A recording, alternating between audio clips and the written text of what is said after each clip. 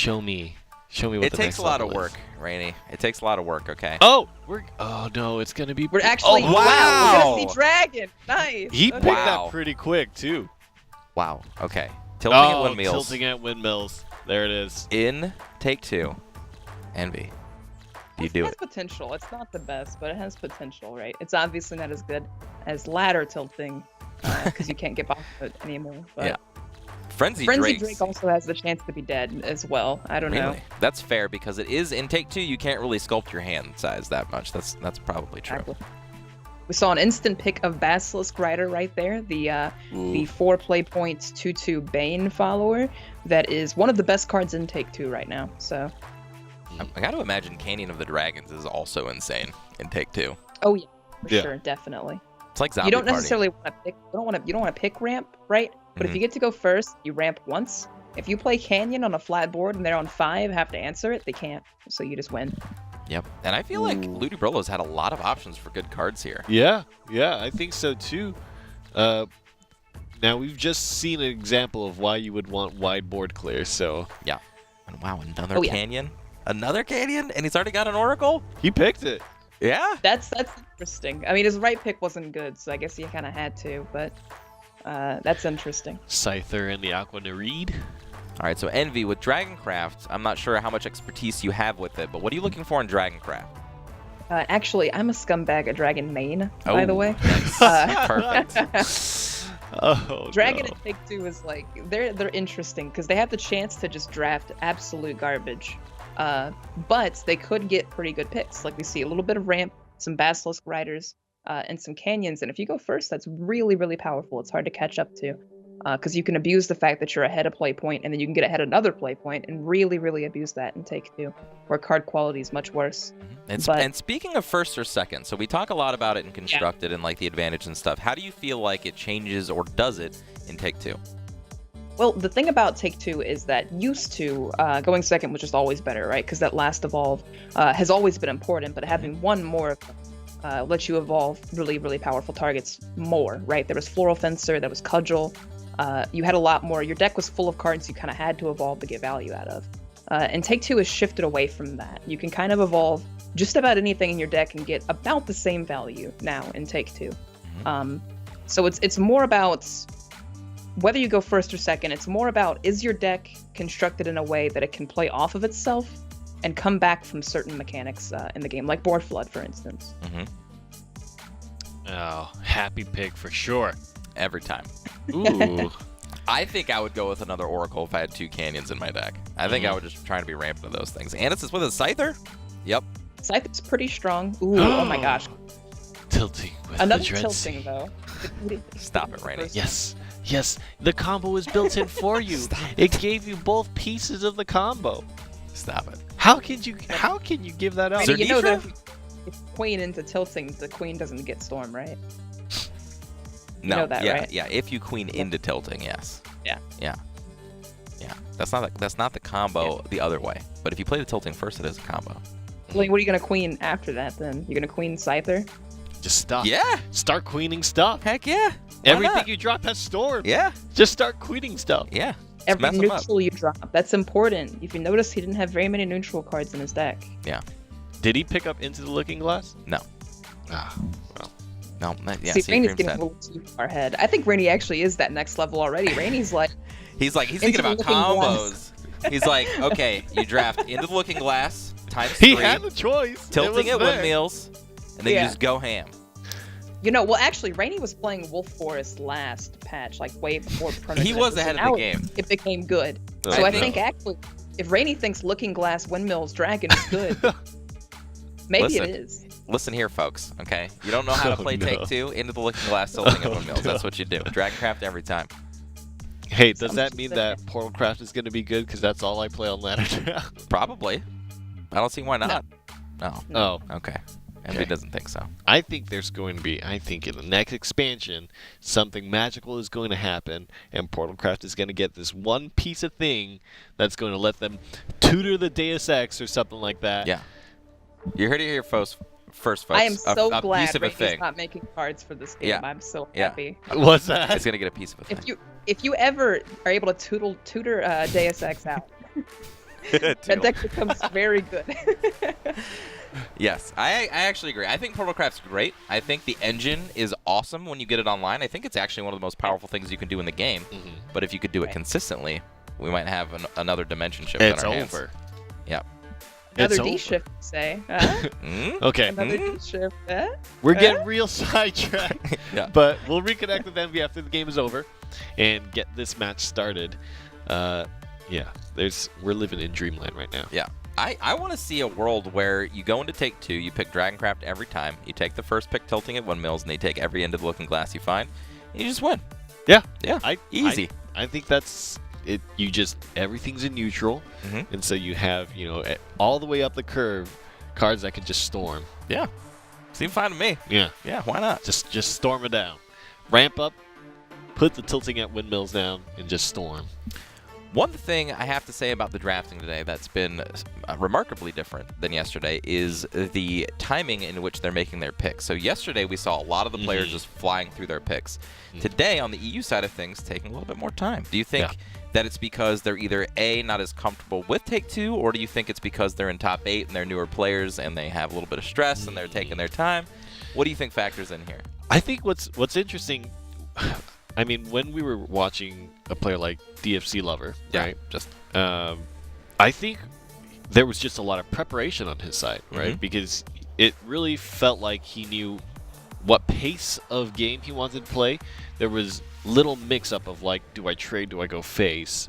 He never made kind of a uncertain decision. It was always a very confident, I am definitely playing on the back foot now, or I am playing on the aggressive front now, I am playing the conservative front, And he certainly felt like he drafted that way, right? For every single craft that he chose, it seemed like he had a wide net of like, these are the crafts that I want to play. Depending on which options I get, I'm going with this one with this strategy assigned to it, and I'm drafting for it, And so that's the impression that I got from DFC Lover, right? Which obviously I think kind of lends itself to like, oh, it feels like this player is more experienced, right? I don't know if that means the European players are not experienced, but it definitely seems like something where you can prepare for it, right? Absolutely. You can say, okay, I know that this Take-Two event is coming up. I'm going to work with 4 classes. And statistically, right, 4 or 5 classes, you will almost never see a class that you can't play, if you prepare that many. I think even beyond just that discussion of like, are they more prepared, that kind of thing, like no one uses the view deck button in the middle of their deck building. I find that very confusing. I know when I play Take-Two, I look at my view deck button quite often because it's not just about the curve. We also don't get the player perspectives here. Oh, really? We get our own perspective. Yeah. Gotcha. Okay. So, well, then never mind about that. They might be. They might be. Yeah. They might be using it. I know I use it all the time. I have to look to see what cards I've taken. Portal's back. Back again. So ZEROFYNE, I called it. One of our top competitors again, going with Portalcraft. They had to have had a meeting. Yeah. A secret meeting. Yeah. That I don't know about. Portalcraft always and forever. Guys, invite me to the meeting. What the heck? I need to know these things. Nobody invites us to anything. I know. It's all right. We can be happy with, the things that make us happy, like Happy Pick. Yes. Yeah. Oh, here comes the Oracle. Oh. Well, a turn too late. That's okay. You only need to get it 1 turn before turn 7, right? That's true, yeah. That's very true. And you also have to have the Canyon, which he does not have yet. And yeah, like we said yesterday, we were talking about the consistency of the classes, right? And how somebody like DFC Lover could just pick so rapidly because of, the cards that you have access to.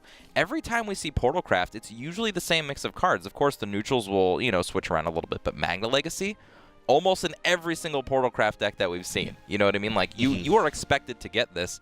And I think that goes down to a lot of the bronzes and the silvers and things that you're going to pick up, too. I think if you get comfortable enough with Take-Two, you just understand the pools. And you're just like, okay, this is what I'm doing with this. Yeah. You also can get to a point where you play Take-Two so much that you kind of know what you're going to be drafting into in the sense of, like, there's a % chance that I'm going to need to play Forest more aggressively or Forest more conservatively or whatever it is for each of the classes, right? Yeah, like does this have lasting power to the late game? Does this class have access to board clears? Does it have access to board floods? Like how does it play the mid game? All these things. Once you get comfortable with every class, you just know what types of cards you want, and then it makes the picks very easy.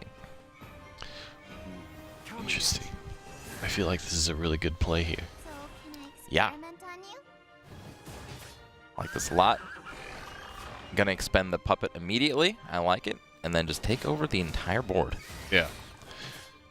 Man, that Goblin Mount Ogre is super good. Yeah, I like Goblin Mount Ogre, especially in Take 2. It's starting to see some play in Constructed, not a lot, just because it has options. But in Take 2, I mean, being a 3-drop 1/4 defense, awesome. Yeah. You can basically shut out an entire board or force your opponent to evolve into it. Yeah. Later in the game, 3/6 ward for 5 is a premier card that you'd even see in Swordcraft. Yeah. I mean, look at this scenario, having to evolve into the 1/1 here, as opposed to taking out the 5 attack follower.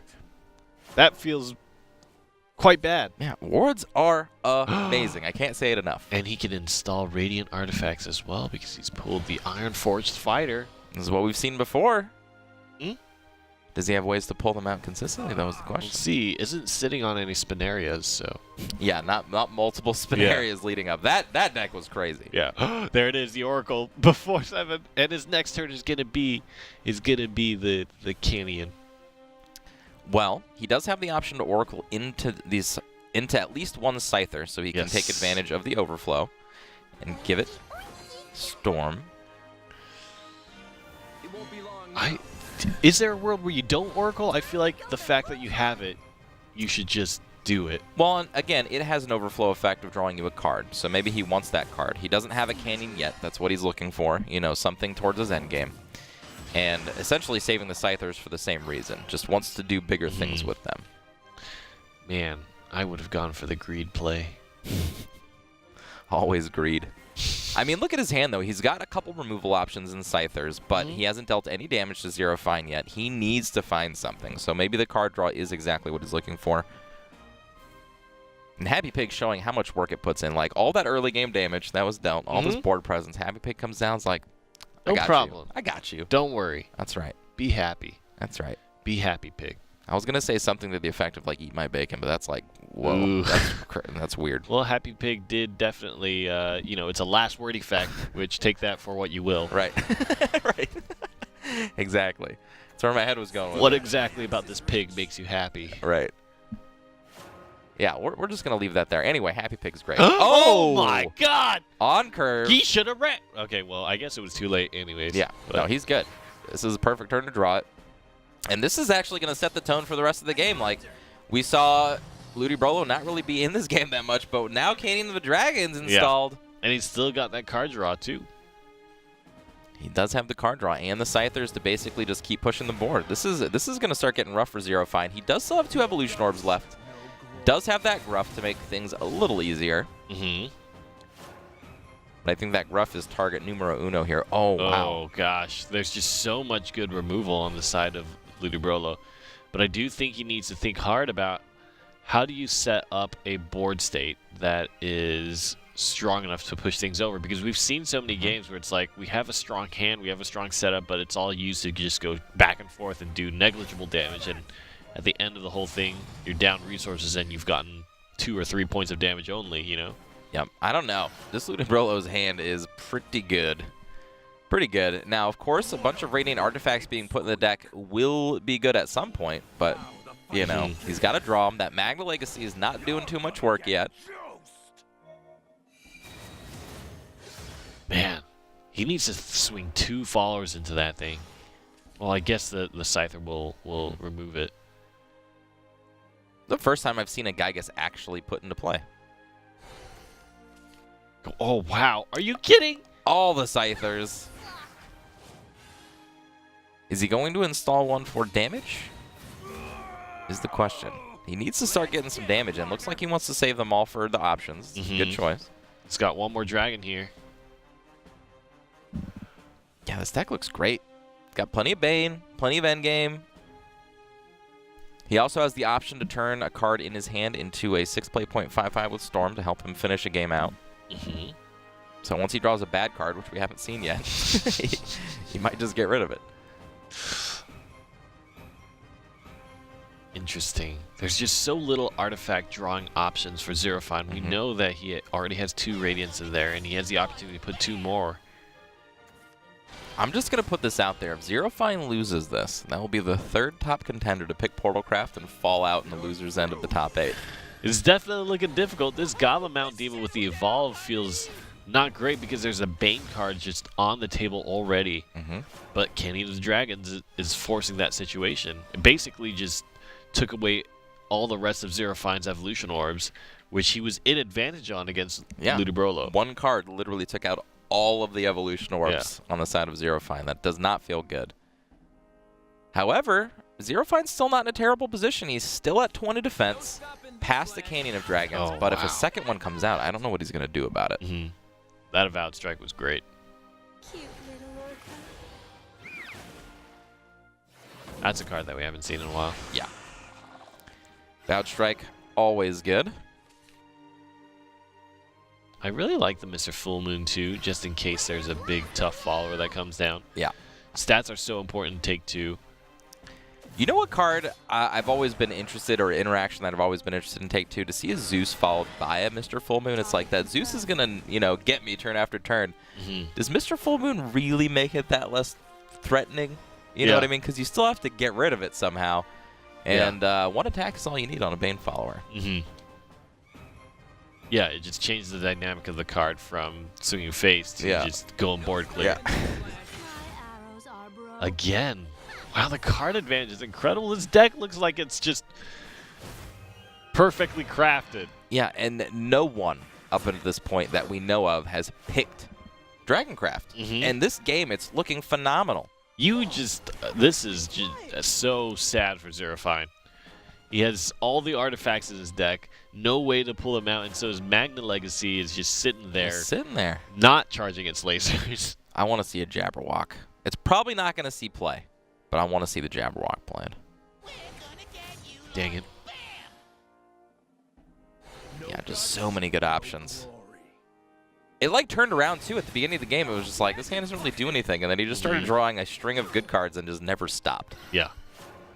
And it's just the additional card draw on top of that, right? Oh, there's a Spinaria. He did have a Spinaria. Okay, so very similar type of Portalcraft deck, maybe just not the drawing was open for. I think it's too little too late at this point, though. Way too late. There's no way for the Spinaria to actively throw itself in, and there's no Acceleratium, right? Wow. Oh, gosh. Wow.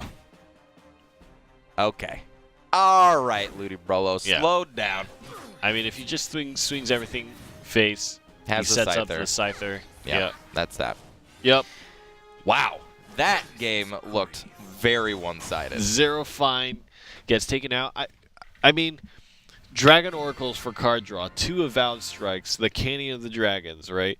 It's hard for that game to go wrong. 3 Scythers? You kidding me? And he had 2 Basilisk Riders, Yeah. I think? Yeah. Too much. Too much. Too many.